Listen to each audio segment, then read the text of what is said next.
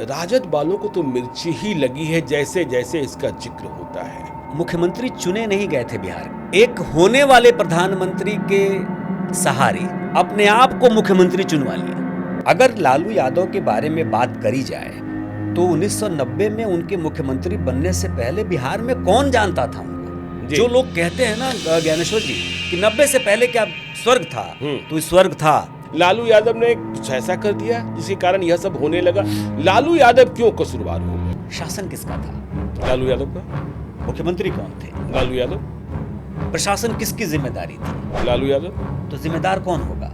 वो आदमी तो गरीबों का मसीहा बन रहा था और बड़ों को दर्द हो रहा था। जिनको उन्होंने नहलाया, जिनके गरीब के घर गए, जिनके बारे में उन्होंने सोचा, इन सब लोगों की अगर गिनती की जाए जी तो सैकड़े में भी नहीं होंगे। हमारे बिहार में जो सबसे बड़ी समस्या है वो समस्या ये है कि हमारी जाति का अपराधी भी हमें अच्छा लगता है, मसीहा लगता है। बड़ी जाति के जो अपराधी थे उनसे क्यों नहीं लड़ पाए? या कोई लालू यादव की रणनीति थी कि इनके खौफ से हमारी पॉपुलैरिटी बढ़ेगी?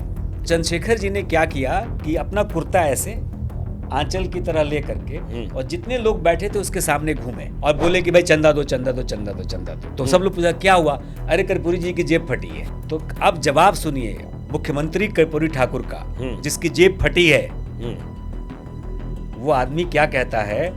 जब पैसा ले लिया और बोला कि मुख्यमंत्री राहत कोष की इसकी बहुत जरूरत है। नीतीश कुमार ढूंढते रहे तो नीतीश कुमार ढूंढते ढूंढते जब पहुंचे वेटनरी कॉलेज के अहाते में तो वहां लालू जी मटन बना रहे थे और लालू जी ने नीतीश कुमार को देखते ही कहा क्या, अरे आवा आवा देखा कैसन बनो। गुजराल के घर उन्होंने गाड़ी भिजवाई और फोन पर कहा कि गुजराल जी आपके यहाँ गाड़ी पहुंच रही है, आइए आपको प्रधानमंत्री बना। भाई उन्होंने कहा था गुजरलवे लड़ी और अखबार ने हेडलाइन यही छापा था। गुजरलवे लड़ी। आपने इस किताब में इन्वेस्टर्स की बात की है कि कैसे टाटा के गेस्ट हाउस, उसी बिहार में डेहरी ऑनसोन भी तो था। हाँ था ना। उसी बिहार में डालमिया नगर भी तो था। हाँ। उसी बिहार में टाटा भी तो था। मोकामा भी था। उसी बिहार में मोकामा भी था। हाँ, बिल्कुल। बरौनी की रिफाइनरी भी थी। जी बिल्कुल। इतने शुगर मिल तो थे। भाई बिहार में उद्योग, मॉर्टन की टॉफी।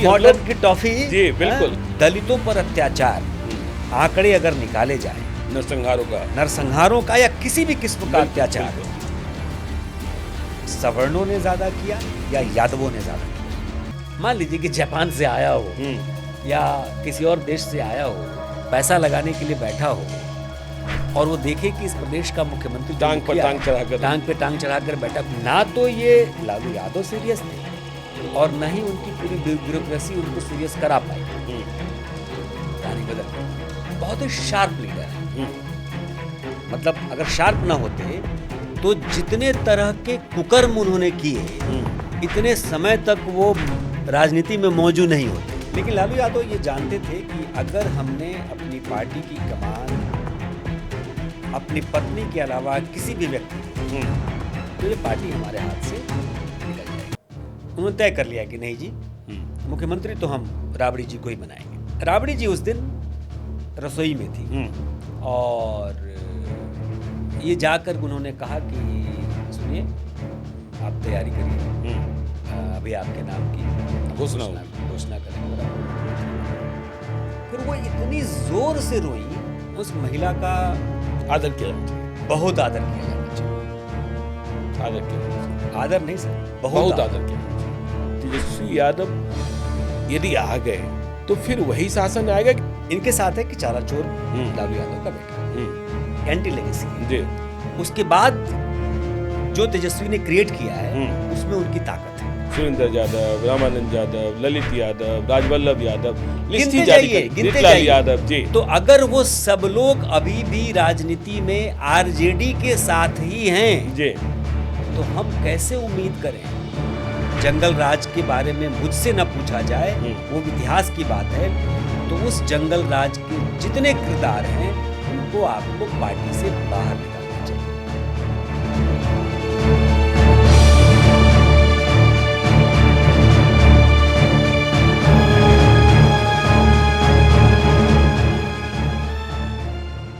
नमस्कार, मेरा नाम ज्ञानेश्वर है और आपने देखना शुरू किया है लाइव सिटी से। देखिए, बिहार में चुनाव है और चुनाव को लेकर कई तरीके की चर्चाएं, कई तरीके के विवाद, कई पुस्तकों का जिक्र सामने आ रहा है। तो आज मेरे साथ इस पॉडकास्ट में अनुरंजन झा जी हैं, देश के जाने माने पत्रकार। भारत में, दिल्ली में इन्होंने कई संस्थाओं को अपनी सेवाएं दी, कई टीवी चैनल्स इन्होंने खोले, स्थापित करने में इनकी अहम भूमिका रही। अनुरंजन झा जी आजकल लंदन में रहते हैं, लेकिन इन दिनों बिहार और दिल्ली में हैं।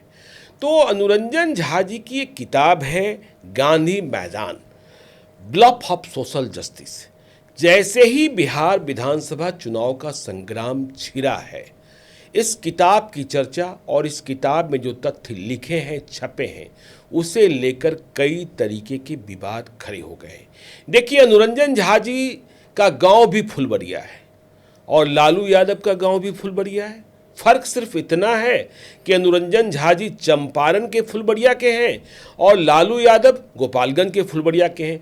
तो बहुत बहुत स्वागत है अनुरंजन झा जी लाइव सिटीज के इस पॉडकास्ट में।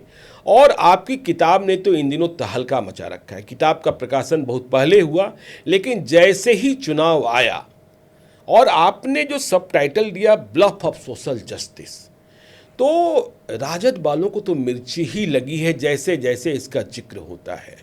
कि आपने जंगल राज की चर्चा की। जंगल राज टिप्पणी थी पटना हाई कोर्ट की। देखिए, मैंने तो उन दिनों को जिया है, मैंने उन दिनों को कवर किया है, मैंने चारा घोटाले को कवर किया है, चारा घोटाले के भंडाफोड़ में भी भूमिका रही है। लेकिन आप और गहराइयों तक गए, आपने और अन्वेषण किया और तथ्यों को सामने लाया, सहेजा, समेटा। तो आप, चूंकि आपका जन्म बिहार में हुआ, आपने लालू यादव के दौर को भी देखा, आप नीतीश कुमार के दौर को भी देख रहे हैं, कांग्रेस के ज़माने को भी देखा आपने, जब कांग्रेस का समापन हुआ 1990 में। क्या आपको लगा, क्या परिस्थितियां बनी कि हाई कोर्ट को लालू यादव के शासनकाल के बारे में कहना पड़ा कि ये बिहार में कोई राज नहीं है, जंगल राज है? यहीं से शुरुआत करते हैं। बाकी तो आपने इतना कुछ लिख दिया है कि पता नहीं किससे कहानियाँ कब खत्म होगी। जी, बहुत बहुत शुक्रिया ज्ञानेश्वर जी, बहुत बहुत धन्यवाद कि हम लोग ये चर्चा कर रहे हैं। और दरअसल क्या है कि गांधी मैदान बतौर पत्रकार नहीं, बतौर एक बिहारी, जी बिल्कुल, मेरा भोगा हुआ यथार्थ है। भोगा हुआ यथार्थ है। और उसमें फिर जो बातें इतिहास के छात्र होने की वजह से जो कुछ पुरानी बातें आई, या जो घटनाएं हमने सामने देखी, जो किस्से कहानियां हमने सुने, कई सब चीज़ों का, चूँकि जब मैं पत्रकारिता में आया तो वो सब चीज़ें भी इकट्ठा होती गई, तो वो गांधी मैदान में हमने लिखा। और आपने कहा कि ब्लफ ऑफ सोशल जस्टिस, जी बिल्कुल, तो मैंने जानबूझकर ये टैगलाइन इसलिए लगाया कि लालू यादव जी के बारे में हमेशा ये कहा जाता है कि उन्होंने पिछड़ों को आवाज़ दी। बिल्कुल, पिछड़ों को सत्ता दी। जब वो सत्ता में आए तभी पिछड़े सत्ता में आए। जी, तो आपकी ये बात बिल्कुल सत्य है कि पिछड़ों को सत्ता दी, चलिए जी। लेकिन आवाज़ देने की बात पर ना मैं बड़ा आलोचनात्मक रहता हूँ कि दरअसल अगर देखें तो लालू यादव के पहले बिल्कुल जो भी लोग हुए, चाहे वो कर्पूरी ठाकुर हों, बीपी मंडल हों, भोला पासवान शास्त्री हों, ये सब लोग बिहार, दरोगा प्रसाद राय हों, अब्दुल गफूर हों, तो ये सब लोग बिहार की सत्ता में रहे। और ऐसे नहीं रहे कि आए और चले गए, धमक के साथ रहे, सबकी अपनी पहचान रही। अब वो अलग बात है कि जनरेशन जेड को समझ में नहीं आ रहा हो कि ये दौर भी बिहार में रहा था, तो कहानी अलग हो सकती है। लेकिन इन सब लोगों ने बिहार के पिछड़ों को आवाज़ दी। भाई, पिछड़ों को ताकत सबसे पहले अगर देखा जाए तो कर्पूरी ठाकुर ने पिछड़ों का आरक्षण करके दिया, बीपी मंडल ने पूरी योजना बना कर दी, बाद में मंडल कमीशन आया और पूरे देश का प्रारूप बदल गया। तो ये सब चीज़ तो इनके अलावा लोग कर चुके थे। लालू यादव परिस्थिति जन्य एक ऐसे पॉलिटिशियन थे या हैं, थे मैंने इसलिए कहा कि अब उनकी राजनीतिक पारी ख़त्म हो गई है, तो वो ऐसे पॉलिटिशियन रहे कि जिनके बारे में मैं अक्सर कहता हूँ ज्ञानेश्वर जी कि वो मुख्यमंत्री चुने नहीं गए थे बिहार के। बिल्कुल, उन्होंने एक मौजूदा प्रधानमंत्री के कंधे पर बंदूक रखकर एक होने वाले प्रधानमंत्री के सहारे जी अपने आप को मुख्यमंत्री चुनवा लिया। जी अब आप समझिए, बिल्कुल। भाई वीपी सिंह का राज है, आप चंद्रशेखर नहीं चाहते हैं कि बिल्कुल कि कोई ऐसा व्यक्ति बने। भाई रामसुंदर दास, आप जानते हैं, बिल्कुल। आपने वो दौर देखा है जी। कि रामसुंदर दास का 90 में बनना लगभग तय था बिल्कुल। चंद्रशेखर न होते तो जी। तो चंद्रशेखर जी ने रघुनाथ झा को खड़ा कर दिया। जी भाई रघुनाथ झा को खड़ा करने की परिस्थिति बनी क्यों? तो इन्होंने पूरी साजिश रची। भाई आप देखिए ना, 1977 में कर्पूरी ठाकुर के सहारे ये संसद पहुंच गए। लेकिन अगर लालू यादव के बारे में बात करी जाए तो 1990 में उनके मुख्यमंत्री बनने से पहले बिहार में कौन जानता था उनको? भाई आपके अपने क्षेत्र में भाई 40 सांसद आज भी हैं, पहले तो 54 हुआ करते थे। बिल्कुल। तो उस समय हर सांसद को पूरा बिहार जाने जरूरी नहीं था। आज भी शायद 40 के 40 सांसदों को लोग नहीं जानते होंगे बिहार के एक दूसरे कोने में। बिल्कुल। जबकि आज तकनीक इतना एडवांस हो गया। तो उस परिस्थिति में ऐसे तो सर्वमान्य नेता तो थे नहीं, परिस्थिति जन्य तब तो शेरे बिहार राम लखन सिंह ज्यादा हुआ। शेरे बिहार राम लखन सिंह और भी, मतलब आप समझिए कि और कांग्रेस उस वक्त 1990 में इतनी भी खराब नहीं थी कि गठजोड़ के बाद या वो अपने दबाव से चुनाव दोबारा नहीं करा लेती। भाई 2005 में 2 बार चुनाव हुए ना, तो वो परिस्थिति तो खैर हम लोग 1990 में थे। जी। अनुरंजन जी, आपने कहा कि देखिए किसी एक कंधे पर रखकर और किसी के पीछे सहारे बनकर ये मुख्यमंत्री बन गए, और आपने कहा कि हमने भोगा है इसलिए हमने गांधी मैदान लिखा। जी। तो आपने क्या देखना शुरू किया 1990 के बाद कि जहां से बात पहुंचते पहुंचते बात वहां तक पहुंच गई जहां पटना हाईकोर्ट को कहना पड़ा कि यह जंगल राज है और आपकी किताबों में इसके किस्से कहानियां हैं। तो आपने क्या देखा? तब तो आप बिहार में ही थे जी। और क्या भोगा आपने? देखिए, मैं आपको थोड़ा सा 90 से पहले का जिक्र कर देता हूं ताकि समझना आसान होगा। मैं मिड 80s में जब हमारी स्कूलिंग हो रही थी तो बेतिया ज़िले में पश्चिम चंपारण में कुमारबाग एक जगह है, बहुत अच्छा स्कूल, वहाँ पे सरकारी स्कूल, मिडिल स्कूल, जिसका कैंपस ही करीब 50-60 बीघे का था। 50-60 बीघे का? हाँ, आज भी अच्छा है। तो उसमें हॉस्टल, 100 से ज़्यादा कमरों का हॉस्टल, उसमें हम लोग रहते थे और वहाँ पढ़ाई करते थे। बेतिया वहाँ से 9 किलोमीटर दूर। तो कई बार क्या होता था कि जो 9वीं 10वीं क्लास के बच्चे होते थे ना, वो कई बार शाम की ट्रेन, खाना खाने के बाद शाम की ट्रेन पकड़कर बेतिया चले आते थे फिल्म देखने। अच्छा। क्योंकि कोई बाउंड्री थी नहीं। बिल्कुल बिल्कुल। तो चुपके चुपके आ गए, फिल्म देखे और फिर रात को एक माल ट्रेन लौटती थी, उस माल ट्रेन से वापस चले गए स्कूल में। अच्छा, रेजिडेंशियल स्कूल था? रेजिडेंशियल स्कूल था, बिल्कुल। हॉस्टल थे तो, हाँ, तो खाना डिनर किया। सेकेंडरी स्कूल जी। तो सेकेंडरी स्कूल नहीं, मतलब वो हाई स्कूल। हाई बिल्कुल बिल्कुल। हाँ, बिल्कुल। तो वहाँ पर वो आ गए बच्चे और अपना फिल्म देखा। बेतिया में 2-3 सिनेमा हॉल थे, उसमें कोई फिल्म लगी, अपना देखा, फिर रात को लौट। ये अक्सर महीने में एक बार हो ही जाता था, चोरी छुपे। क्लास बंक करते थे? हाँ, नहीं, रात में जी, रात में। हाँ, तो कभी पकड़े गए तो डांट पड़ी, पिटाई हुई, सजा हुई, सब होते था, लेकिन बच्चे करते थे। जी। मैं पहली बार, मैंने भी एक बार ऐसा किया। तो मैं आया, जैकी श्रॉफ की एक फिल्म आई थी, शिवा का इंसाफ, पहली 3D फिल्म थी, अगर आपको याद हो तो हम आए, हम लोग बेतिया फिल्म देखने आ गए। जब हम फिल्म देख के निकले, 9 से 12 का फिल्म, तो 12 बजे शो टूटा, 12:15 स्टेशन पहुंचे तो मालूम हुआ कि आज तो वो गाड़ी आएगी नहीं, बैलगाड़ी। अच्छा। तो 9 किलोमीटर की दूरी थी, दूसरा मरता क्या ना करता, पैदल चल दिए जी। 8-10 बच्चे थे हम लोग, रेलवे ट्रैक से ही पैदल वापस चले गए स्कूल। अच्छा। कोई ऑप्शन नहीं था। हाँ। जब हम स्कूल के पास पहुंचने वाले थे तो कुछ बुजुर्ग लोग रेलवे ट्रैक से दूसरी साइड से क्रॉस करके दूसरे गांवों की तरफ जा रहे थे जी। तो पूरी, मतलब उजाला था, मतलब रात जो जिसको कहते हैं चांदनी रात थी। उन बुजुर्गों ने हम लोगों को देखा, टोका, कौन हो? अच्छा, हॉस्टल के बच्चा हो। भोजपुरी में बोला कि हॉस्टल के हवा लोगन। अच्छा, बिहान आवता नहीं हम तोनी के स्कूल में। अच्छा। हाँ।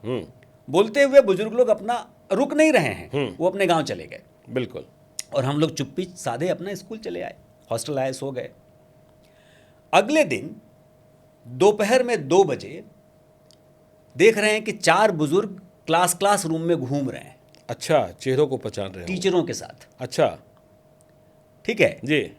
और हम सब लोग पहचाने गए, पहचाने गए। हाँ बिल्कुल। हम सब लोग दंडित हुए। अच्छा, जबकि रात के अंधेरे में आप लोग देखे गए थे। चांदनी रात में देखे गए थे, हम जी। सब लोग पहचाने गए, सब लोग दंडित हुए। जी। और न उस बुजुर्ग के हम रिश्तेदार थे, न उस बुजुर्ग का स्कूल से कोई लेना देना था। ये बिहार था। सामाजिक जिम्मेवारी थी। सामाजिक जिम्मेवारी थी। सामाजिक अभिभावक थे। सामाजिक अभिभावक थे। जो लोग कहते हैं ना ज्ञानेश्वर जी कि 90 से पहले क्या स्वर्ग था, तो ये स्वर्ग था। स्वर्ग था, आप कह रहे हैं? यही स्वर्ग था जी, यही स्वर्ग था जी, बिल्कुल। और 90 के बाद क्या हुआ, उसी स्कूल में जब मेरा छोटा भाई पढ़ रहा था जी, तो ये सख्त हिदायत थी कि शाम को 5 बजे के बाद नहीं निकलना है। अच्छा, ये अब लालू यादव की सरकार आ गई थी। लालू यादव की सरकार आ गई। हाँ, अब ये हिदायतें घर घर में पहुंचने लगी थी। जी। और मैं ये बात उस जिले की कर रहा हूं जो नया नया नहीं, पुराने जमाने से दस्युओं का जिला था। बिल्कुल। पश्चिम चंपारण जी। दस्युओं का जिला होने के बाद भी बच्चों को छूने की कोई कवायद नहीं थी। बिल्कुल।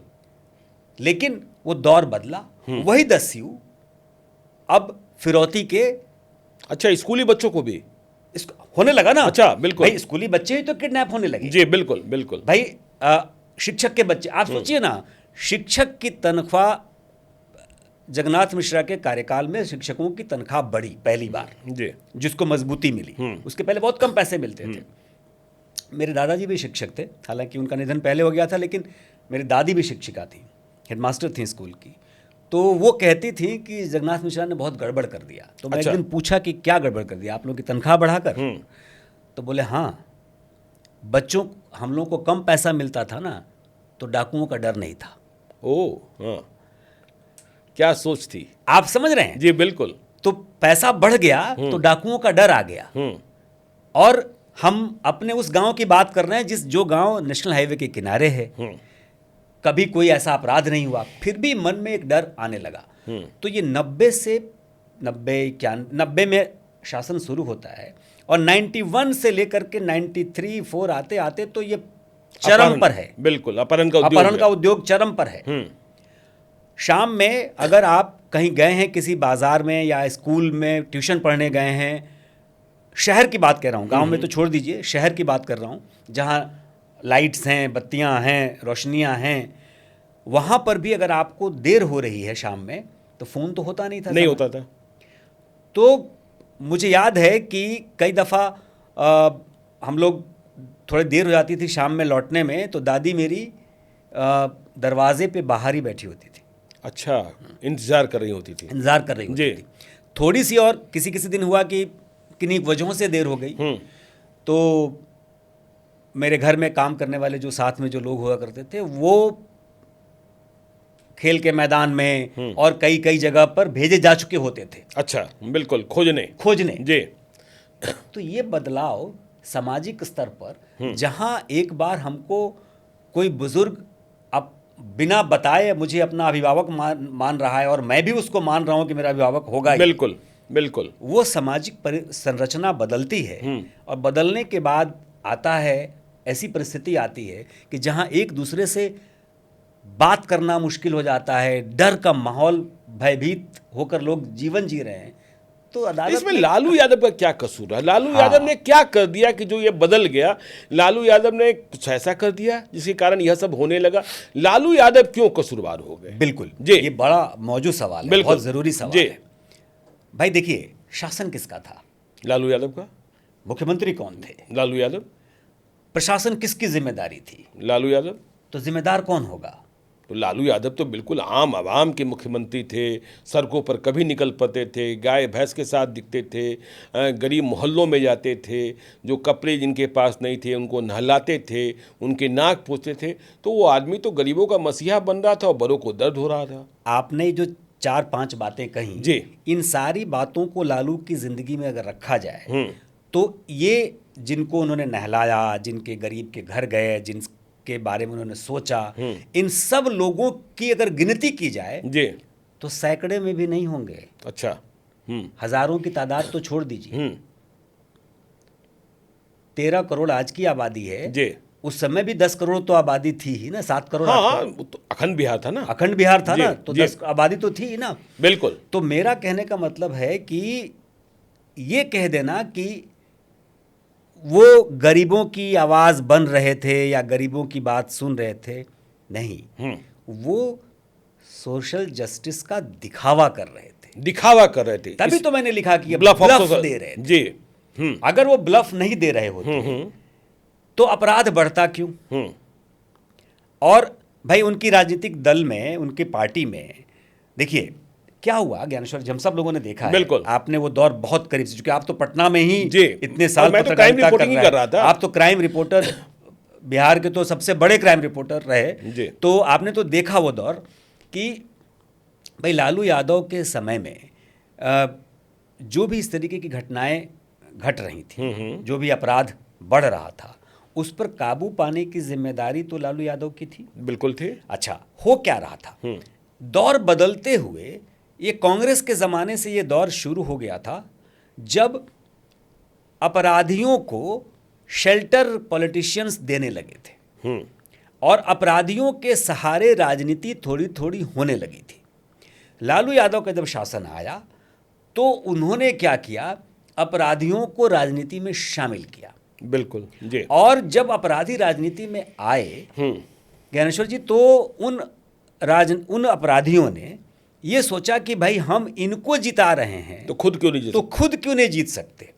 और फिर क्या हुआ कि जो पहले उनके गूंस थे वो फिर पॉलिटिशियन हो गए और फिर वो एक तरीके से रॉबिन हुड की छवि के साथ आने लगे और समाज को, दुनिया को दिखाने लगे कि भाई, और बिहार की जनता को मैं बहुत मतलब मैं क्रिटिसाइज करता हूँ हमेशा कि भाई हमारे बिहार में जो सबसे बड़ी समस्या है वो ये समस्या ये है कि हमारी जाति का अपराधी भी हमें अच्छा लगता है, मसीहा लगता है, बिल्कुल भगवान लगता है जी। तो जिस दिन तक ये होता रहेगा उस दिन तक बिहार की राजनीति कमोबेश अपराधियों के चंगुल में रहेगी। मैं अनुरंजन झा जी इस बात को नहीं समझ पाता हूँ, जो आपने अपहरण की बात की या ऑर्गेनाइज गैंग की बात की जो लालू यादव के समय में पनपे भी, लेकिन उन गैंग्स को भी मैं देखता हूँ उस जमाने में भी वो सारे, मतलब उसमें जो प्रधानता थी वो अपर कास्ट के गैंग्स लीडर ही थे। तो जब लालू यादव डाउन ट्रॉडन की बात कर रहे थे, गरीबों की बात कर रहे थे और कह रहे थे कि इन बड़ी जातियों से हम लड़ रहे हैं, तो ये बड़ी जाति के जो अपराधी थे उनसे क्यों नहीं लड़ पाए? या कोई लालू यादव की रणनीति थी कि इनके खौफ से हमारी पॉपुलैरिटी बढ़ेगी?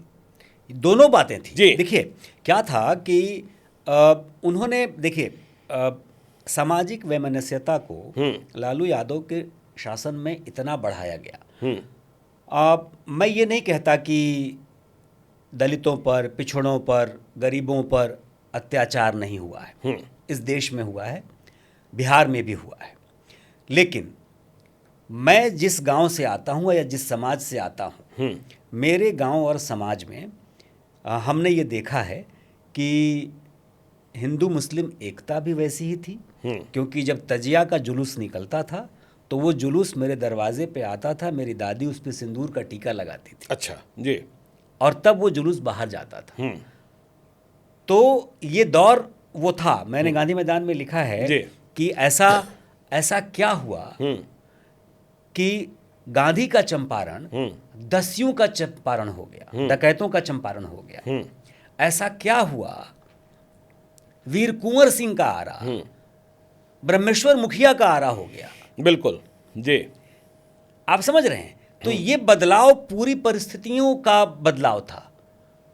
तो मुझे लगता है कि जातिगत वैमनस्य इसलिए बढ़ा कि उन्होंने कूट कूट कर लोगों के दिमाग में ये भर। अब ये बताइए ना, उनकी बात प्रचलित जो आप लोगों ने भी सुना ही है, आप सब लोग, हम लोगों ने देखा है कि किसी गांव में गए और उस गांव में सड़क नहीं थी। जब गरीब लोगों ने सड़क की बात की तो उन्होंने तपाक से कहा कि भाई गाड़ी किसके पास है। ये तो मैं गवाह रहा हूँ इस बात का। आप गवाह हैं? हाँ, मैं गवाह हूँ। आप बताइए। हाँ, भाई मैंने तो सुना है। उन्होंने कहा गाय चराने, मैं जब पहले पहुंचा उनके साथ ही गया था, लालू यादव हेलीकॉप्टर से गए थे, तो लोग सड़क की मांग कर रहे थे, तो लालू यादव को बोलने का मौका आया, तो लालू यादव ने बात शुरू की। और लालू यादव देखिए कहते हैं कि किसी को भी मोह लेते थे, तो गरीब, तो उन्होंने कहा गाय चराने वालों, भैंस चराने वालों, बकरी चराने वालों, भेड़ पालने वालों, अरे तू सब कहा तेरा रोडवा बनवा दा, तो रोडवा पर गड़िया के कर चली, तो गड़िया चली शर्मा जी के, वर्मा जी के, अग्रवाल साहब के, पोद्दार साहब के, तोहरा पास गाड़ी बा, तो सड़कबे बन जाई तो गैवा भैंसवा कहाँ चरी, गैवा भैंसवा ना और गड़िया चले लगी तो गैवा भैंसवा मर जाई। तो कहाँ है डीएम साहब, बुलाओ बुलाओ बुलाओ बुलाओ। तो डीएम साहब को बुलाया गया, तो उन्होंने कहा इंदिरा आवास बनवा दो, उस समय जो भी योजना थी, तो इंदिरा आवास। तब देखिए अब उन्होंने गरीबों को समझा दिया सड़क की जरूरत नहीं है, तुम्हारे पास मकान नहीं है तो हम कुछ मकाने बनवा देते हैं। हाँ, तो यह तो उनका बिल्कुल ये था। लेकिन अब देखिए, तो विकास की परिभाषा उन्होंने अपने हिसाब से गढ़ी, है ना। जैसे मैं एक बात लालू यादव के बारे में कहता हूँ, भाई लालू भी जब आए ना 90 में, तो 90 से 92 तक अगर 2 साल आप देखें, 1.5 साल, तो शुरू के 1.5 साल जो औचक निरीक्षण का उन्होंने दौर शुरू किया, तो लगता था कि शायद कुछ बदलेगा। जी। दूसरा, मैं व्यक्तिगत तौर पर चरवाहा विद्यालय के पक्ष में था। अच्छा, आप पक्ष में थे चरवाहा विद्यालय के पक्ष में? क्योंकि वो कॉन्सेप्ट बहुत अच्छा था। जो समाज हमारा था, जिस समाज में पैसे की किल्लत की वजह से, परिस्थिति की वजह से कोई बच्चा स्कूल नहीं जा रहा था, तो कॉन्सेप्ट ये था कि हम स्कूल का कैंपस इतना बड़ा रखें कि हम उस जानवर को चराने के लिए वजह से स्कूल नहीं जाते, तो हम उस जानवर को लेकर के जाएं, हम उसको छोड़ दें चरने के लिए और हम पढ़ाई करें। अच्छा जी, कॉन्सेप्ट ये था। लेकिन उसको इन्होंने इस तरीके से प्रचारित किया कि ये गरीब गुरबों का स्कूल है, ये दलितों का स्कूल है, इसमें तो वो लोग आएंगे पढ़ने के लिए जिसको कहीं स्कूल नहीं मिलता है, तो हम तो चरवाहा बच्चों को के लिए कर रहे हैं। और हुआ कुछ नहीं, ज़मीनों का कब्जा हुआ, फिर वो ज़मीनें बाद में फिर अलग अलग तरीके से ख़त्म ही हुई। तो एक अच्छी चीज़ जो हो सकती थी, देखिए जाहिर सी बात है कि मैं समझता हूँ कि ये लालू यादव का अपना कॉन्सेप्ट नहीं होगा, किसी ब्यूरोक्रेट का रहा होगा जिन्होंने इसको पेपर बनाया होगा, तो कॉन्सेप्ट बहुत अच्छा बनाया था, लेकिन उस अच्छे कॉन्सेप्ट को एग्जीक्यूशन में ख़राब कर दिया गया। और वो सिर्फ इसलिए कि लालू यादव को लगता था कि हमारी जो राजनीति है वो सिर्फ वैमनस्य बढ़ा करके ही जिंदा रह सकती है। आपको सिर्फ ये बताना कि भाई इन लोगों ने हम पर ज़बरदस्ती इतने सालों तक शासन किया, अब इनको बाहर कर दो। अच्छा देखिए, एक और बात बताता हूँ मैं, बहुत सारे लोग जब हमारा ये पॉडकास्ट देखेंगे तो कहेंगे कि बहुत लोग कहेंगे अनुरंजन झा हैं इसलिए बोल रहे हैं, यही वही मैं कह रहा हूँ। हाँ, तो वो ये बात बोलेंगे, लेकिन आप एक बात देखिए, मैं जातिगत व्यवस्था में विश्वास नहीं रखता। मेरे हर जाति के मेरे मित्र हैं, जो मेरे करीबी मित्र हैं पिछले 30 साल से या 40 साल से, ज्ञानेश्वर जी, हर धर्म और हर जाति के लोग हैं और बहुत घनिष्ठ हैं, जिनके सहारे मैं हूँ। बिल्कुल।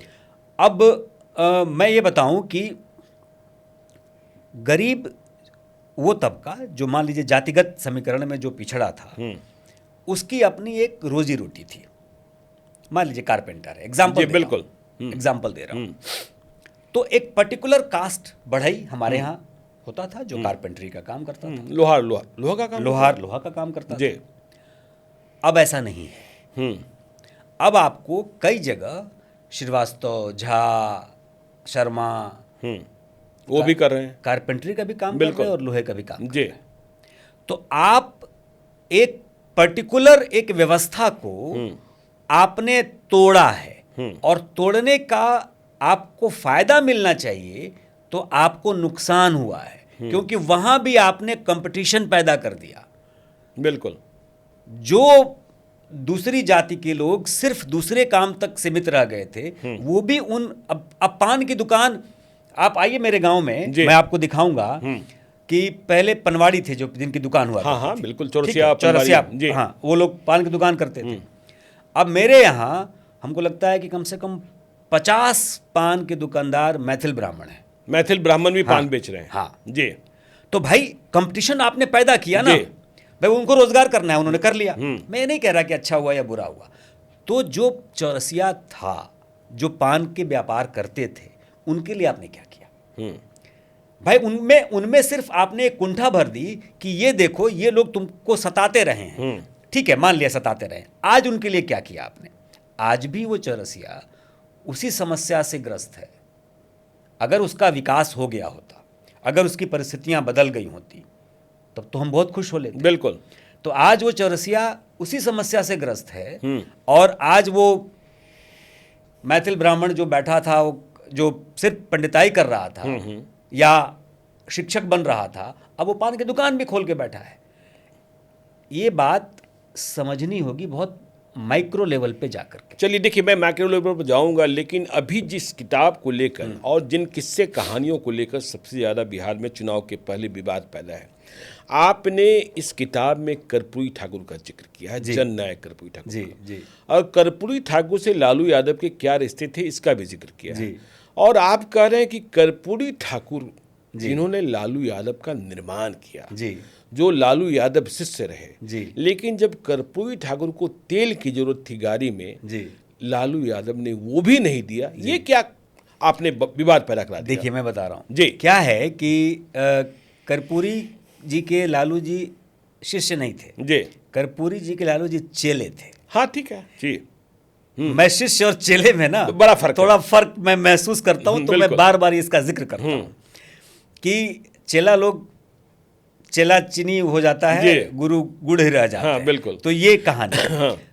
देखिए ये किस्सा जब मैं रिसर्च कर रहा था इस किताब के जी। लिए, तो कुछ और लोगों से बात कर रहा था और कुछ डॉक्यूमेंट्स मुझे पुराने मिले कर्पूरी जी से जुड़े हुए।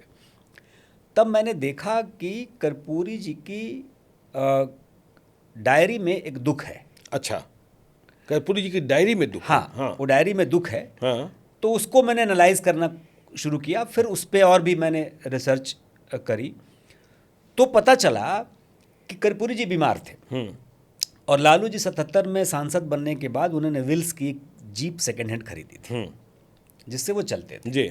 और कर्पूरी जी के बारे में हम सब लोग जानते हैं कि रिक्शे पे चलने वाले, हाँ, फक्कड़ आदमी। फक्कड़ आदमी। जी, बिल्कुल। हाँ, उनके कुर्ते का भी मैंने एक जिक्र किया है कि उनका कुर्ता फटा था, तो कैसे चंद्रशेखर जी ने चंदा मांगकर। अच्छा। हाँ, हाँ। तो मैं बताता हूँ इसके बाद। जी। तो कर्पूरी जी जब बीमार थे तो उनको सदन जाना था। सदन जाना था तो उन्होंने अपने किसी एक व्यक्ति को भेजा कि भाई लालू जी के यहाँ चले जाओ और बोलो कि ज़रा जीप भेज दे, क्योंकि मेरी तबीयत ठीक नहीं है तो मैं जा नहीं पाऊँगा। जी। तो जीप भेज दें तो जीप से मैं चला जाऊँगा। वो व्यक्ति गया और आधे घंटे में फिर वापस आ गया। तो कर्पूरी जी ने पूछा तो बोले कि उन्होंने कहा कि जीप में तेल नहीं है। अच्छा। हाँ। तो अब इस बात का जिक्र उन्होंने कहीं किया, फिर लिखा, फिर वो बात आई। अब आप सोचिए कि एक आदमी जिस व्यक्ति को गढ़ रहा है पिता तुल्य, पहली बार आपको एक 25 साल से कम उम्र के आदमी को, 25 साल शायद उम्र रही होगी लालू जी की, जब पहली बार सदन पहुंचा रहा है, सांसद बना रहा है, तो 25 से 27 साल ऐसी कुछ उम्र थी। उस व्यक्ति को कोई व्यक्ति विधानसभा पहुंचाने तक के लिए जीप मांग रहा है। और पटना कितना बड़ा शहर है सर। जी, बिल्कुल। और कर्पूरी जी के घर से विधानसभा कितना ही दूर रहा होगा, और उस वक्त कितनी ही गाड़ियां चलती होंगी, कितना ही, आज तो ट्रैफिक जाम में आधा घंटा लग भी सकता है, उसमें तो 5 मिनट का वक्त लगता होगा। बिल्कुल। इस परिस्थिति में तो मैंने इस किताब में इसलिए जिक्र किया और लिखा कि लालू जी की गाड़ी उसी दिन डिरेल हो गई थी। लालू जी की गाड़ी उसी दिन डिरेल हो गई थी। समाजवाद की जिस गाड़ी पे लालू जी बैठे थे वो उसी दिन डिरेल हो गई जिस दिन उन्होंने कर्पूरी जी को जीप देने से मना कर दिया। अच्छा। और वो कर्पूरी जी कि जो मुख्यमंत्री रहते हुए मुख्यमंत्री थे, उनके घर में कोई बैठक चल रही थी, चंद्रशेखर जी पहुंचे। चंद्रशेखर जी पहुंचे तो कर्पूरी जी का कुर्ते की जेब फटी हुई थी। तो चंद्रशेखर जी ने क्या किया, जितने लोग बैठे थे ना, और ये किस्सा तो चंद्रशेखर जी से मैंने सुना है। अच्छा, आपने सुना है? स्वयं? हाँ, सुना जी, स्वयं सुना है। मतलब ये कहीं लिखी पढ़ी तो बाद में देखी, लेकिन ये तो मैं उसका गवाह रहा हूं।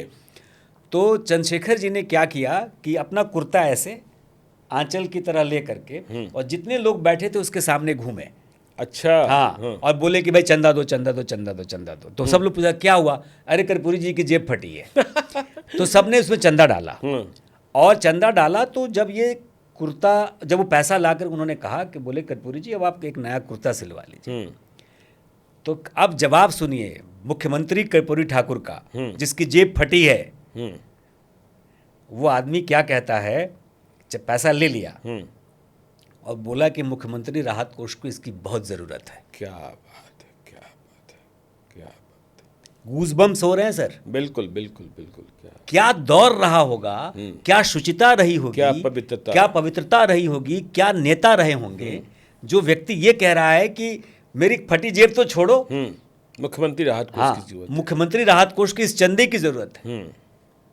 वो व्यक्ति को आप जीप देने से मना कर रहे हो, तो आप समझिए कि आप राजनीति में किस शुचिता की बात कर रहे हो। तो बेसिकली लालू यादव ने पूरे अपने कार्यकाल में और अपनी पूरी राजनीतिक परिस्थिति में ब्लफ ही किया है। और एक ब्लफ का किस्सा तो सुशील मोदी जी ने सुनाया, नीतीश कुमार के साथ जो उनका किस्सा था, जब जेपी के आंदोलन के समय जब गोली चिल गई, सब लोग भाग गए, नीतीश कुमार गायब हो गए, नीतीश कुमार ढूंढते रहे, तो नीतीश कुमार ढूंढते ढूंढते जब पहुंचे वेटनरी कॉलेज के अहाते में, उधर जहां उनके भाई रहते थे, तो वहां लालू जी मटन बना रहे थे। लालू जी मटन बना रहे थे जब नीतीश कुमार ढूंढते ढूंढते पहुंचे, है ना जी। लालू जी मटन बना रहे थे, और लालू जी ने नीतीश कुमार को देखते ही कहा कि अरे आवा आवा देखा कैसन बनल बा। आजकल लालू यादव के यहाँ राहुल गांधी मटन बनाने सीखने जाते हैं। खैर चलिए, तो देखिए आपने इस किताब में लालू यादव की इतने किस्से कह दिए और ऐसी ऐसी बातें कह दी हैं, तो चारा घोटाला तो है ही, चारा घोटाला कैसे हुआ, क्या हुआ, बहुत सारी कहानियां।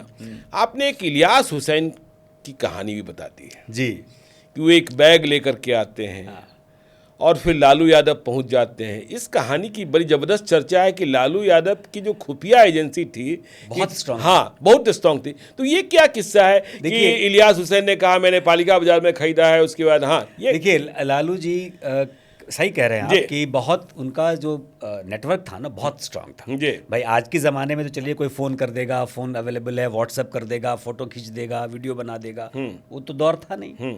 लेकिन प्रशासन पे पकड़ तो उस व्यक्ति की इतनी मजबूत थी और अपना नेटवर्क इतना सॉलिड था उस आदमी का। इलियास हुसैन मंत्री थे, पथ निर्माण मंत्री थे, नंबर 2 थे और घोटाला भी किया उन्होंने, अलकतरा घोटाला हुआ, पूरा विवाद हुआ, हम सब लोग जानते हैं। तो इलियास जी उसी सड़क के टेंडर के सिलसिले में कुछ डील करने दिल्ली आए। अच्छा, उस समय जहाज से कम लोग आते थे जी, मंत्री संतरी भी बहुत कम ही आते थे, ट्रेन से ज्यादा आते। बहुत बड़ी बातें होती थी। हाँ, बहुत बड़ी बातें होती थी। तो आए वो ट्रेन से और यहाँ अपना उनकी बातचीत हो गई, डील हो गई, जो भी होना था। अब यहीं से सूचना जा चुकी थी लालू जी को जी। ठीक है, तो अब जो भी डील हुआ, जो भी पैसा उसका मिला, एक छोटा सा ठीक ठाक साइज का एक ब्रीफकेस और सूटकेस के बीच का था, वो खरीद के उसी में पैसे रख के, और उस समय कोई रोक टोक थी नहीं, रोक टोक नहीं थी। हाँ, एयरपोर्ट पे कोई रोक टोक नहीं थी। मतलब वो तो मुझे याद है, मतलब पब्लिक गलत ना समझे इसलिए मैं पहले बता देता हूं कि पटना एयरपोर्ट पर मैं खुद स्टेयर्स हटते हुए स्टेयर्स को फिर लगवा करके फ्लाइट में चढ़ा हूं। अच्छा। क्या व्यवस्था थी और क्या वीआईपी इंतजामात होते थे? हाँ, वीआईपी इंतजामात होते थे, नहीं आम आदमी के लिए, हाँ। मैं दौड़ते हुए मतलब पहुंचा, हम लोग 2 लोग थे, और वो हटाया जा रहा था स्टेयर, और पुलिस वालों को हमने कहा कि नहीं भाई इसी फ्लाइट से जाना है, और उन्होंने जाने दिया और हम गए अंदर और चढ़े फ्लाइट में, फिर लगा गेट खुला, बैठे।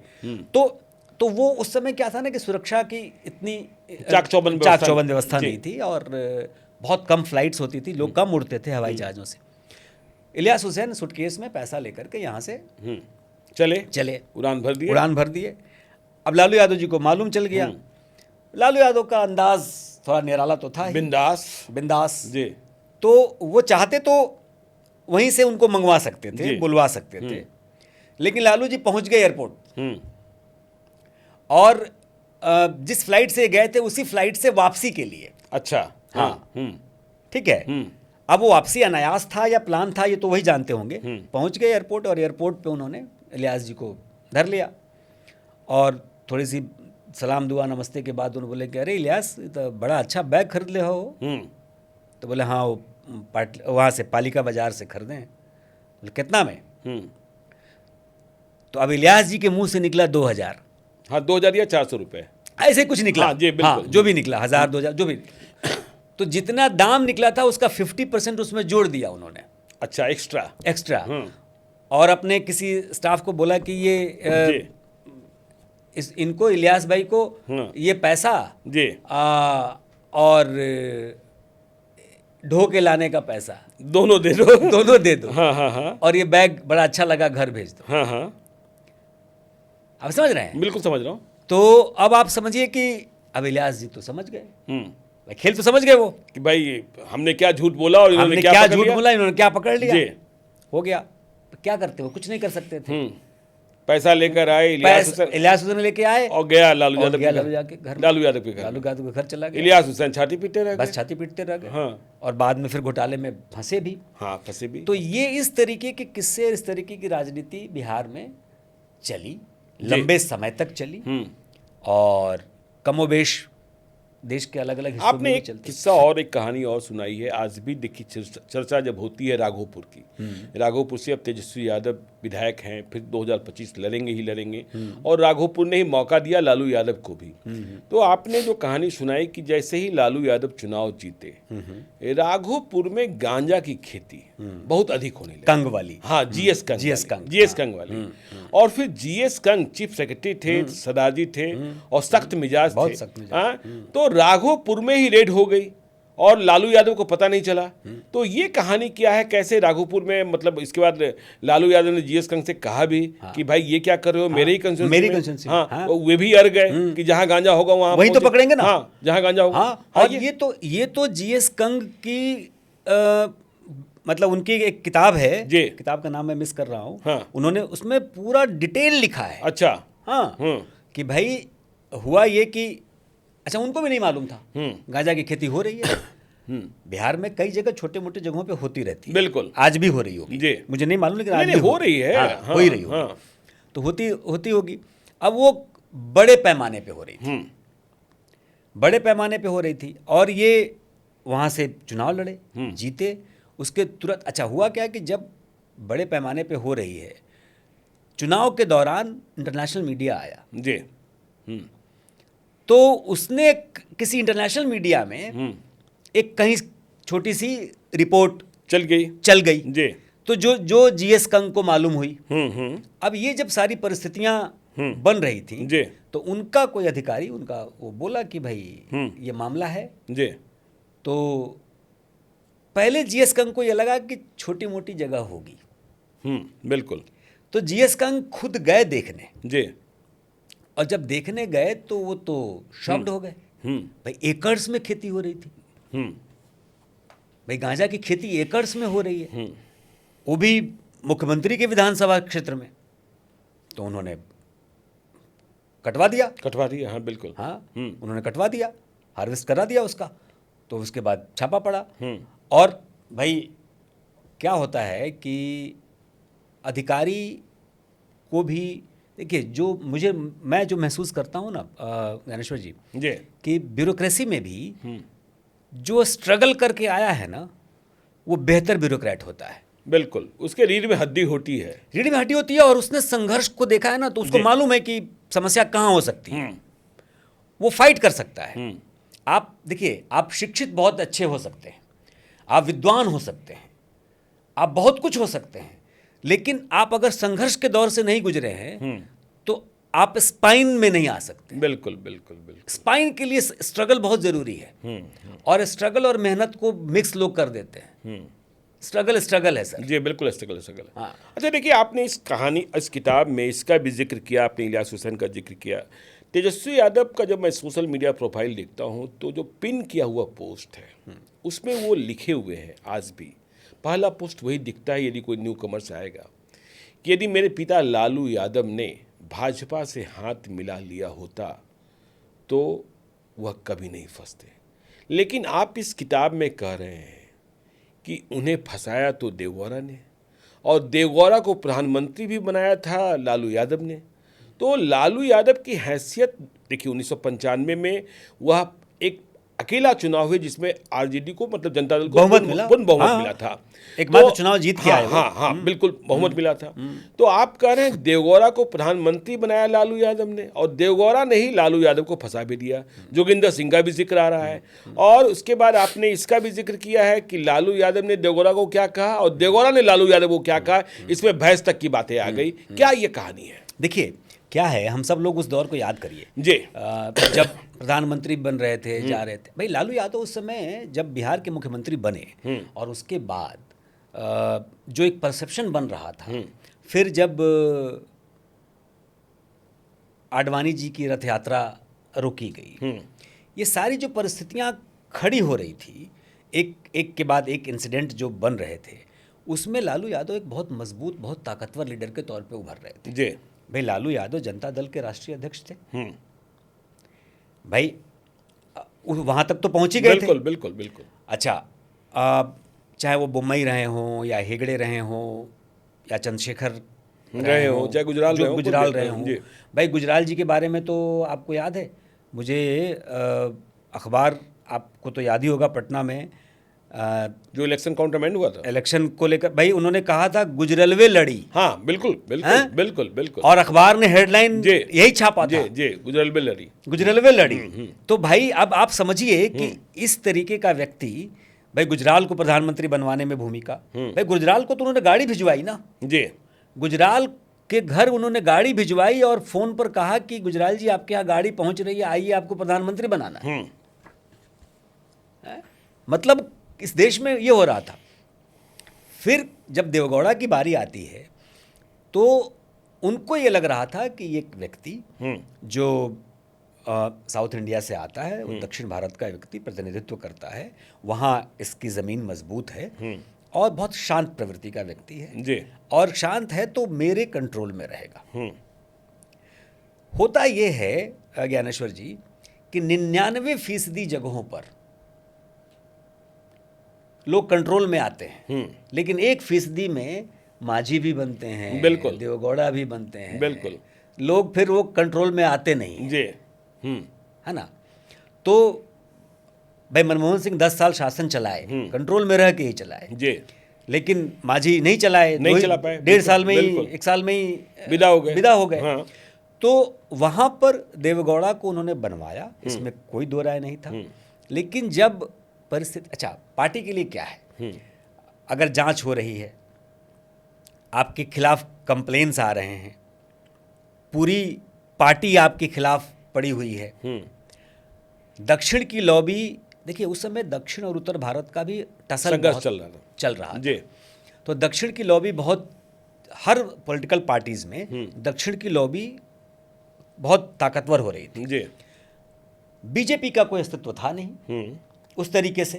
भाई ठीक है, पार्टी समर्थन देकर के तो सरकार चला रही थी वीपी सिंह की, लेकिन वो परिस्थितियां नहीं थी बिल्कुल। लेकिन बाकी चाहे समाजवादी पार्टी, मैं समाजवादी मतलब जनता दल की बात कर रहा हूँ, ये लोगों, लेफ्ट हो, कांग्रेस हो, सब जगह दक्षिण राजनीति बढ़ रही थी।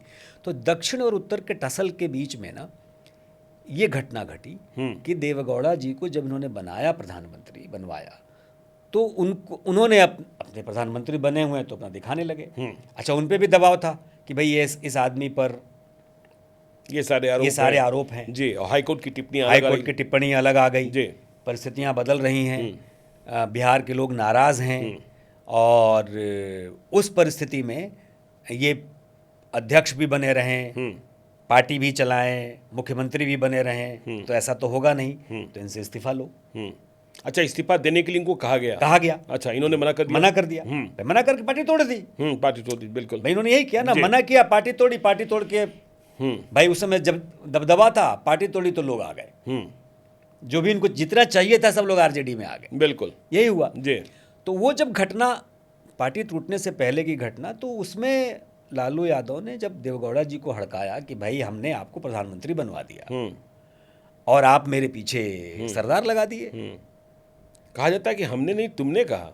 हाँ हाँ हाँ, हाँ, बिल्कुल। मतलब हाँ, हाँ बिल्कुल। हाँ, क्योंकि तो लालू यादव ठेठ भाषा में लालू ठेठ भाषा में बात जी, करना, हाँ, तो मैं वो कहना नहीं चाह रहा था, जी, लेकिन बिल्कुल, हाँ जी। बहुत अभद्र तरीके से बात की। तो देवेगौड़ा भी, भाई किसी को भी भाई प्रधानमंत्री है वो देश का। देवगौड़ा को भी लग गया कि मैं देवेगौड़ा को भी प्रधानमंत्री लगा, हूँ, भाई मैं प्राइम मिनिस्टर हूँ, मैं पीएम हूँ, तुम सीएम हो। हाँ। तो बोला कि देखिए आप देश को भैंस की तरह थोड़े हाँकेंगे। और ये तो जोगिंदर सिंह ने कहा, इनसाइड सीबीआई में। इनसाइड सीबीआई, जी। जोगिंदर सिंह ने कहा। तो अब आप समझिए कि ये पूरी जो परिस्थितियां हैं, क्या रहा होगा वो दौर, क्या लोग रहे होंगे और किस तरीके की राजनीति चल रही होगी। और आज जो बात आप तेजस्वी यादव का जिक्र कर रहे हैं ना, कि तेजस्वी यादव ने ये पिन किया हुआ है, किया हुआ है, बिल्कुल। हाँ, पोस्ट किया हुआ है। देखिए उस पोस्ट पे मैं बड़े कमेंट्स तो नहीं करूँगा, लेकिन उस पोस्ट पर ये तो कहा ही जा सकता है कि जिस तरीके से बीजेपी ने वॉशिंग मशीन खोला, उसमें ये संभव हो सकता था, उसमें ये संभव हो सकता था। हाँ, बिल्कुल बिल्कुल, जैसे बाकी लोग हो गए। जैसे बाकी लोग हो गए जी।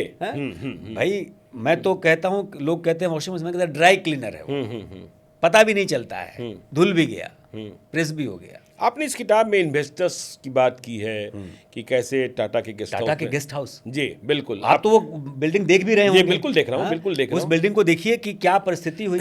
जी। ऐसा नहीं है कि इन्वेस्टर्स नहीं आए, हाँ, आना चाहते थे, आना चाहते थे। भाई क्यों नहीं आएंगे? ज्ञानेश्वर जी, उसी बिहार में डेहरी ऑन सोन भी तो था। हाँ, था ना।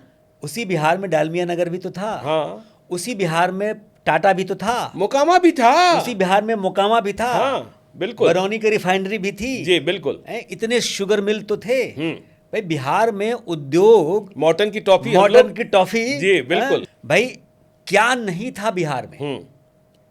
बिहार में जो आज की तारीख में बात होती है उद्योग की, अब आप सोचिए ना, एक पूरा, एक नहीं सर, शहर के शहर बसे थे उद्योग शहर। हाँ, पेपर मिल, आप चाहे बेगूसराय ले लीजिए, आप बेगूसराय ले लीजिए, आप कटिहार ले लीजिए, कटिहार ले लीजिए, आप जमशेदपुर पूरा, बिल्कुल, फतुहा ले लीजिए, फतुहा ले लीजिए। हाँ, बिल्कुल। क्या नहीं था? हर एक शहर में शहर के शहर बसे हुए हैं।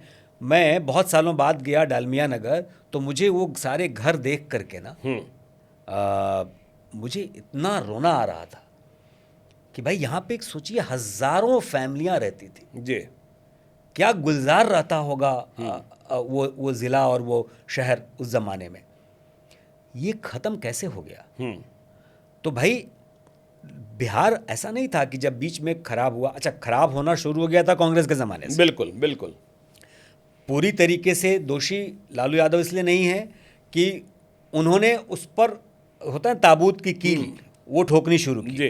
कांग्रेस के ज़माने से खराब होना शुरू हुआ।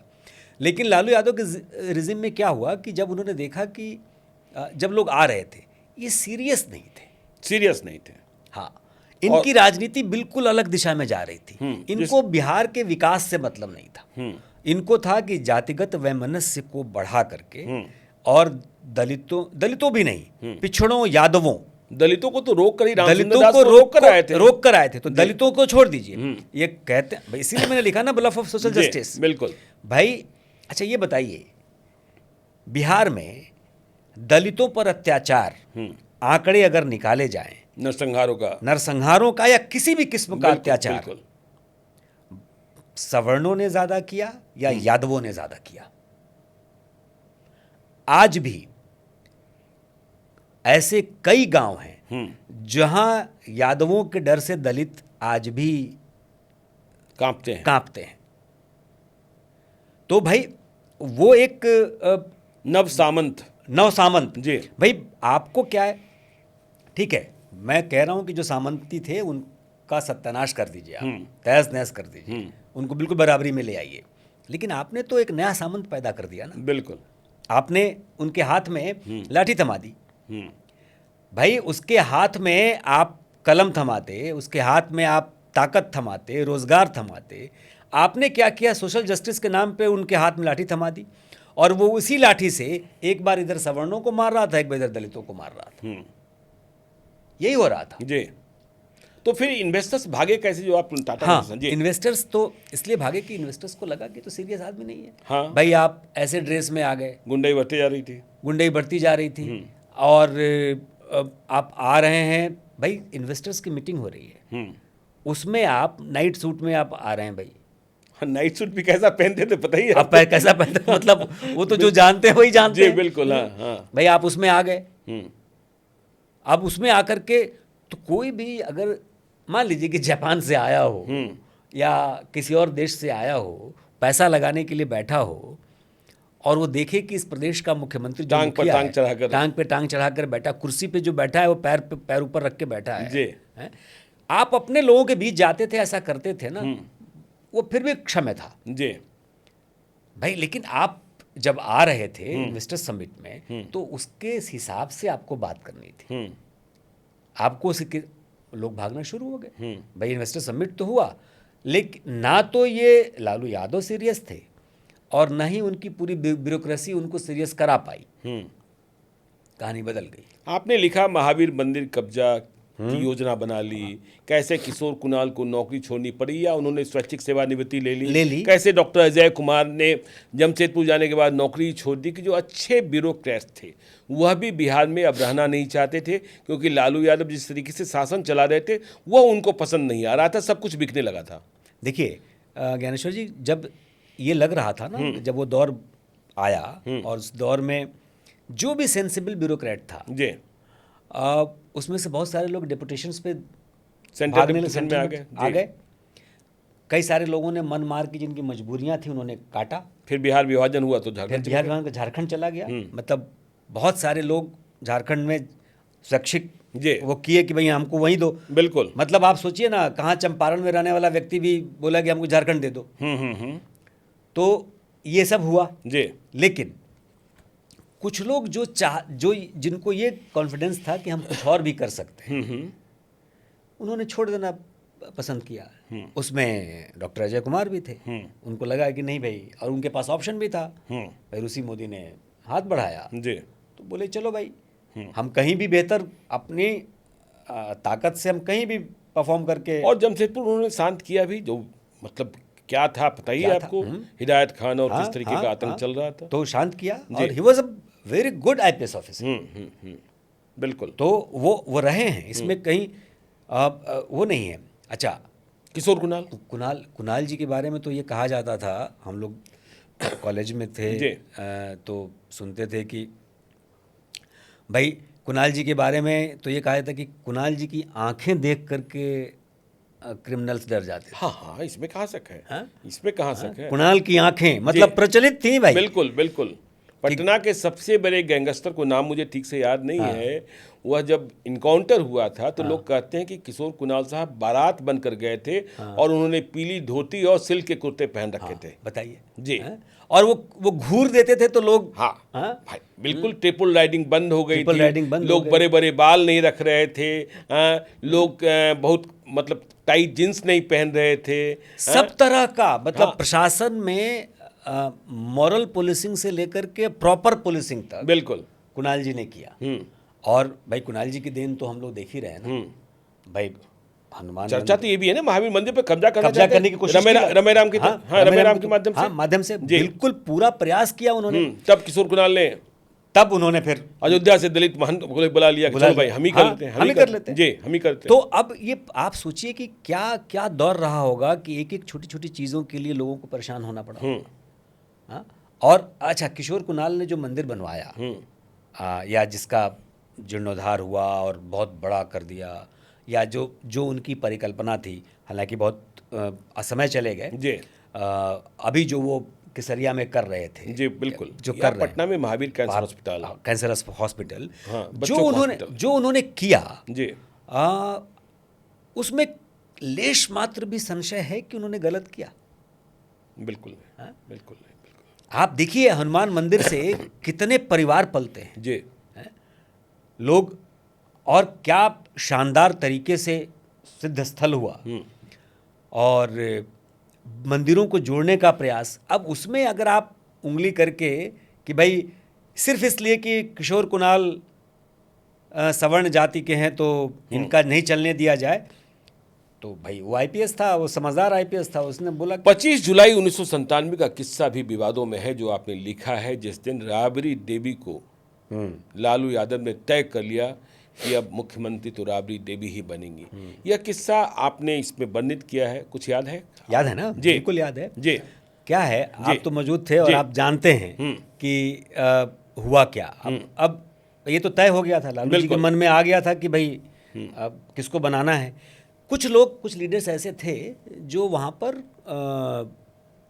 मौजूद थे कि जो चाहते थे कि भाई लालू जी अगर जेल जाएंगे तो हमारी लॉटरी खुलेगी। जी, उनमें एक साले भी थे, जाहिर सी बात है। लेकिन लालू यादव देखिए बहुत ही शार्प लीडर है। मतलब अगर शार्प ना होते तो जितने तरह के कुकर्म उन्होंने किए इतने समय तक वो राजनीति में मौजूद नहीं होते। उनके समर्थक बहुत नाराज होंगे आपसे, आपने कुकर्म कह दिया। राजनीतिक कुकर्म कह लीजिए। बिल्कुल। हाँ। तो अब वो उस परिस्थिति में, अब आप देखिए शार्प तो बहुत हैं वो जी। अब उन्होंने देख लिया कि भाई सत्ता तो परिवार में ही रहेगा।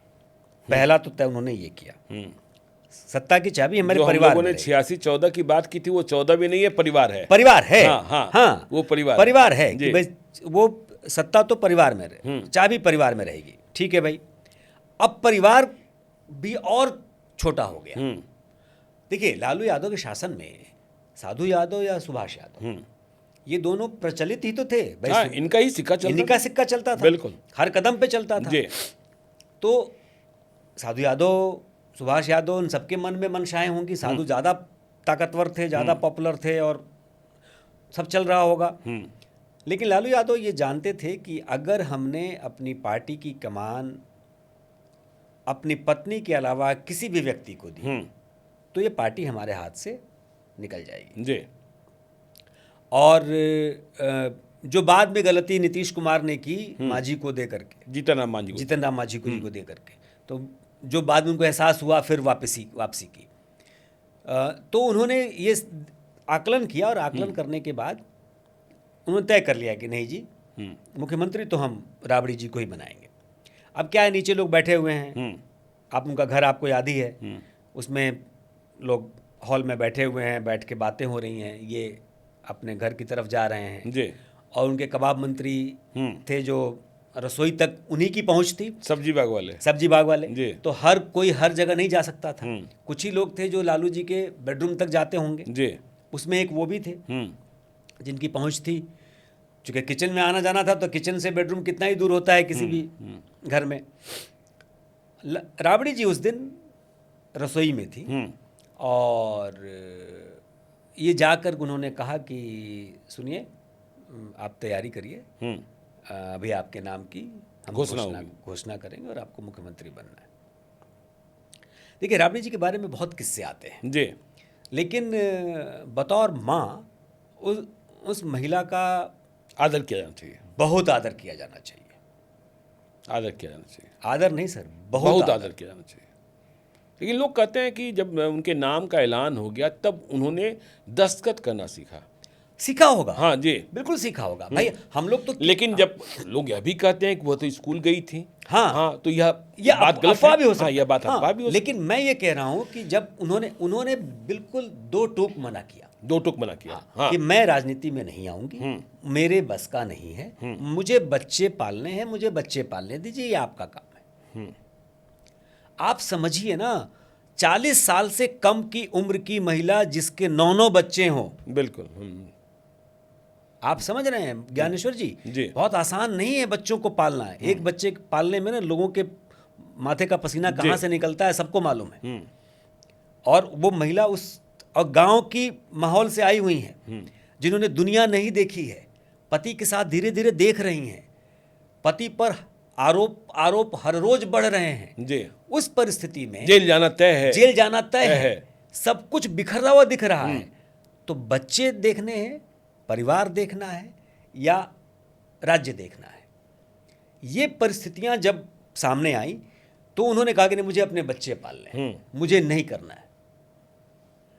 तो जब ये घटना घट रही होगी तो मुझे जो लगता है कि उनके मन में जब बात आई तो लालू जी ने स्पष्ट कहा कि भाई ये बिहार भी तो आपका बच्चा है। बिल्कुल, हाँ, बिल्कुल। और फिर वो इतनी जोर से रोई कि कबाब मंत्री दौड़ के घर में गए। अच्छा, हाँ, क्योंकि इनको कहा गया कि मतलब अपने यहाँ कहते हैं भुगार पर करो ना, बुखार पार के रोना। जी। उस तरीके से रोई वो।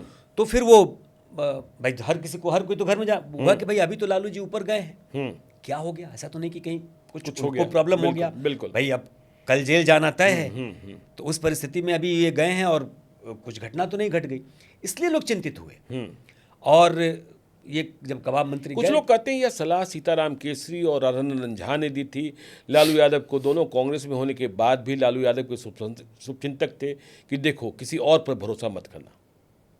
हो सकता है, ये हो सकता है, बिल्कुल हो सकता है जी। भाई सीताराम केसरी ने तो स्पष्ट तौर पर, भाई सीताराम केसरी से उन्होंने समर्थन मांगा, सीताराम केसरी ने उनको समर्थन दिया और एक छोटी सी शर्त रखी। जी, छोटी सी शर्त क्या थी कि जितने विधायक मेरे लोगे सबको मंत्री बनाओगे। बिल्कुल, 2000 में, 2000 जी भाई। तो भाई एक बार तो जब वो परिस्थिति बन रही है तो उस वक्त भी तालमेल रहा होगा, तभी तो कुछ हुआ होगा, तो सलाह दिया होगा। लालू यादव जेल चले गए, लालू यादव जेल तो अब वो जब ये तय हो गया फिर वो कन्विंस किया और फिर नीचे आए और साधु यादव से ही अनाउंसमेंट कराया नाम जी, नाम की प्रस्तावना जी, कि भाई कल को इसके मन में कोई लड्डू ना फूटे, कीड़ा ना आए, तो भाई इन्हीं से करा लिया, भाई चलो हो गया, कोई विरोध तो था नहीं। लेकिन जब लालू यादव जेल गए, आपकी किताब कहती है कि वो जेल से भी लालू यादव ही शासन कर रहे थे, राबड़ी देवी तो बस मोहरा थी। तो जेल से कैसे शासन कर रहे थे? जेल से शासन अभी तो हमने देखा था दिल्ली में जेल से ही शासन होता लेकिन इनके पास संचिकाएं नहीं जाती थी, आप कह रहे हैं उनके पास तो संचिकाएं जाती थी। तो इनके पास संचिकाएं इसलिए नहीं जाती थी कि तो उन्होंने कोई मंत्रालय रखा नहीं था ना अपने पास, मंत्रालय रखा नहीं था अपने पास, कोई सिग्नेचर नहीं करते थे ना। अगर केजरीवाल सिग्नेचर कर रहे होते तो संचिकाएं ये जेल में मंगाते। अच्छा, मंगाते ना। तो लालू यादव की मजलिस जेल में भी लगती थी? जेल में भी लगती थी, जेल में भी लगती थी जी। भाई जेल था ही नहीं, जेल तो था ही नहीं ना। भाई जेल तो वो है, बिल्कुल भाई प्रशासन सीबीआई ने जेल बना दिया जी, आपको सजा हो गई, सजा के मतलब गिरफ्तारी हो गई, सजा तो बाद में हुई, गिरफ्तारी हो गई, आप जेल में चले गए, कानूनन आप अपराधी बन रहे हैं, आप पे आरोप तय हो रहे हैं, अपराधी तो नहीं बन रहे हैं, आप आरोप तय हो रहे हैं, उस वक्त तो यही हो रहा था, बिल्कुल आप पे आरोप तय हो रहे हैं और आप जेल की सलाखों के पीछे हैं।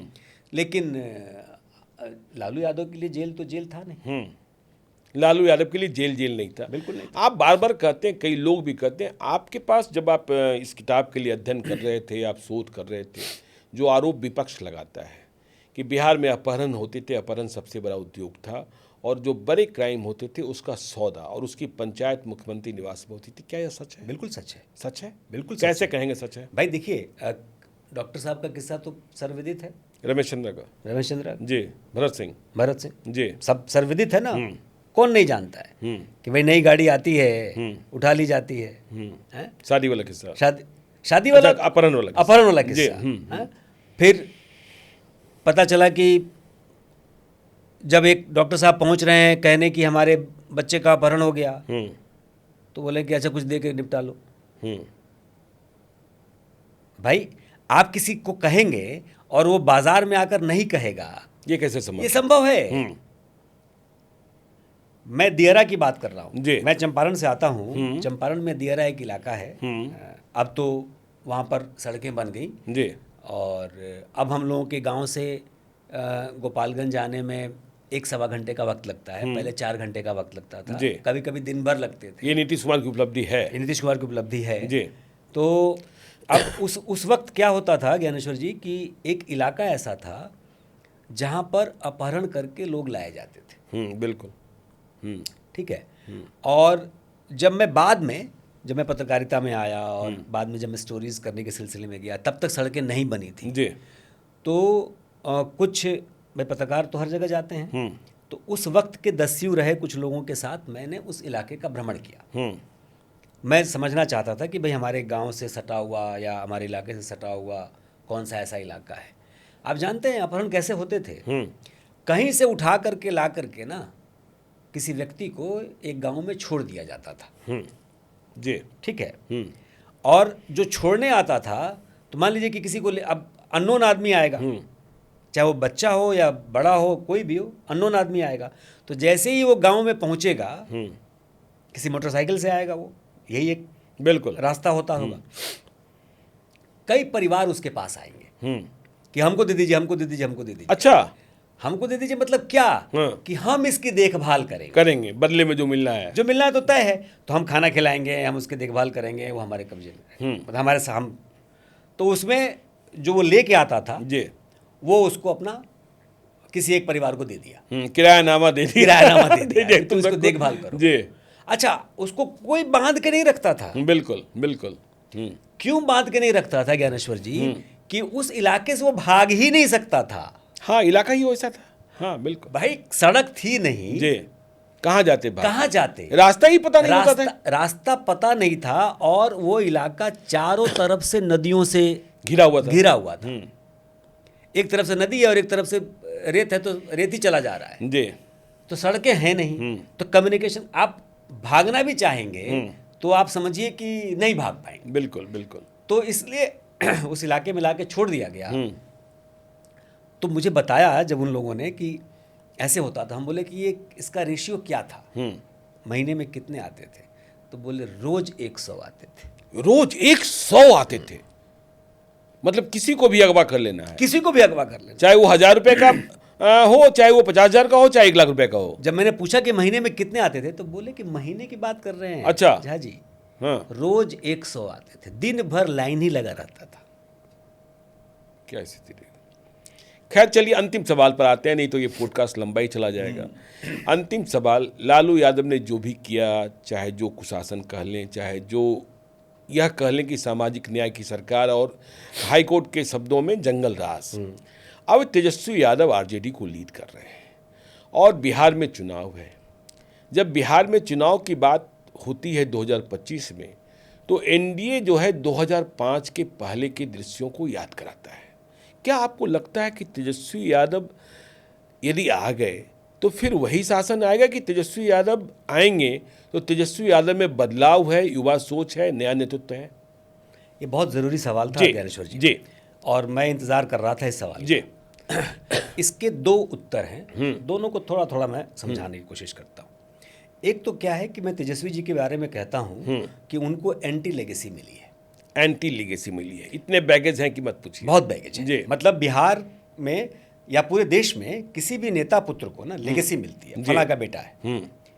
इनके साथ है कि चारा चोर लालू यादव का बेटा है, एंटी लेगेसी है। जी, उसके बाद जो तेजस्वी ने क्रिएट किया है उसमें उनकी ताकत है, उसमें उनकी ताकत है। जी बिल्कुल। इससे बिल्कुल इनकार नहीं किया जाना चाहिए। जी, ये सत्य है कि लालू यादव के पुत्र न होते तो तेजस्वी को प्लेटफॉर्म नहीं मिलता, लेकिन ये भी सत्य है कि लालू यादव के जो बैगेज हैं वो तेजस्वी पे बरकरार है, तो इसलिए वो उनका संघर्ष बढ़ गया। एक तो बात ये है। जी, अब आती है बात कि नीतीश कुमार या बीजेपी जो लोग हैं, ये 2005 से पहले की बात याद दिलाते हैं। जी, नीतीश कुमार के शासन को लगभग 20 साल हो गए। नीतीश जी, मांझी जी का हटा दीजिए, बिल्कुल। तो लगभग 20 साल हो गए। इस 20 साल में लगभग 18 साल बीजेपी के साथ है। तो नीतीश जी और बीजेपी ये दोनों अब ये तो नहीं कह सकते कि 2005 से पहले का बिहार खराब था और उसकी वजह से मुझे आप 2025 में चुन दीजिए। जी, अगर 2005 से पहले का बिहार खराब था तो 2010, 2012, 2015, 2020 तक तो ठीक हो जाना चाहिए था। बिल्कुल बिल्कुल। लेकिन सड़कें बन गई ना, बिजली आ गई ना। देखिए, लेकिन अब कहेंगे कि बीएसपी से आगे बातें होनी चाहिए। हाँ जी भाई, जो 60 के दशक में रोटी कपड़ा और मकान की जरूरत थी, वो सड़क बिजली पानी में खत्म हो गई। अब ये अब बुनियादी जरूरत है। जी, अब हमको जो चाहिए वो चाहिए स्वास्थ्य, शिक्षा और रोजगार। इस पे काम हुआ है कि नहीं, जो प्रशांत किशोर कह रहे हैं, इस पे काम हुआ है कि नहीं। अब आते हैं हम तेजस्वी पे दोबारा, इसलिए कि आपने कहा कि क्या तेजस्वी आएंगे तो फिर वैसा हो जाए। जी, उसका डर क्यों है? हाँ बिल्कुल, बहुत बड़ा सवाल है, बहुत बड़ा सवाल। जी, उसका डर इसलिए है ज्ञानेश्वर जी कि क्या लालू यादव के शासन के समय जो आरजेडी के गूंस थे, तोप और गोप, जो भी लोग थे, जी, जो आरजेडी के गूंस थे, या जो ऐसे राजनेता थे जो तथाकथित राजनेता थे, गूंस ही थे, क्या वो अब आरजेडी में नहीं है? प्रशांत किशोर लंबी लिस्ट जारी करते हैं। सुरेंद्र यादव, रामानंद यादव, ललित यादव, राजवल्लभ यादव, लिस्ट ही जारी गिनते रीतलाल जाइए। यादव जी। तो अगर वो सब लोग अभी भी राजनीति में आरजेडी के साथ ही हैं, जी, तो हम कैसे उम्मीद करें कि तेजस्वी यादव आकर के ये बदलाव कर देंगे? भाई, अगर आप कह रहे हैं कि लालू यादव के लेगेसी, एंटी लेगेसी का प्रभाव मुझ पे ना पड़े, उनके जंगल राज के बारे में मुझसे ना पूछा जाए, वो इतिहास की बात है, तो उस जंगल राज के जितने किरदार हैं उनको आपको पार्टी से बाहर निकालना चाहिए। और मैं कह रहा हूं, मैं बिहार का वोटर हूं जी, बिल्कुल। मैं लंदन से वोट देने बिहार आता हूं। अच्छा, लंदन से वोट देने बिहार आते हैं? मैं मुखिया के चुनाव में भी वोट देने बिहार आता हूं ज्ञानेश्वर जी। बिल्कुल बिल्कुल। तो मैं कह रहा हूं, और आपके पॉडकास्ट में मैं पहली बार कह रहा हूं कि उन सारे अपराधियों को अगर तेजस्वी यादव हटा दें अपनी पार्टी से, जी, तो हम जैसा व्यक्ति भी उनके बारे में अच्छा सोचना, अच्छा बोलना और वोट देने पर विचार करना शुरू कर सकता है। चलिए, तो देखिए, शुरू कर सकता है अनुरंजन झा जैसा व्यक्ति भी, और बिहार के वैसे दूसरे व्यक्ति भी जो मानते हैं कि तेजस्वी यादव भविष्य हो सकते हैं यदि वे पुराने बैगेज अपने उतार दें। और देखिए, 2025 का चुनाव सामने है, अब तो आप इंडिया आए हुए हैं, बिहार भी आते ही रहेंगे, बिहार में हम लोग बैठे हैं, तो आगे भी चर्चा चलती रहेगी। आज हम लोगों ने लालू यादव की किस्से कहानियाँ सुने, नीतीश कुमार की कहानी भी, नीतीश कुमार की असलियत को भी सामने लाना, जितना वो दावा करते हैं सच है या उसमें भी कई छेद हैं, उस पर भी किसी दिन हम लोग बैठ के विस्तार से बातचीत करेंगे। तो अच्छा लगा आज आप हमारे साथ जुड़े, बहुत बहुत धन्यवाद। और चलते चलते हम अपने दर्शकों से कहते हैं कि यदि अब तक आपने हमारे यूट्यूब चैनल लाइव सिटी को सब्सक्राइब नहीं किया है तो जरूर कर लीजिएगा, और यदि इस वीडियो को आप फेसबुक पेज के माध्यम से देखो, पेज को लाइक कीजिएगा, हैंडल एक्स पर भी हमें फॉलो कीजिए। धन्यवाद।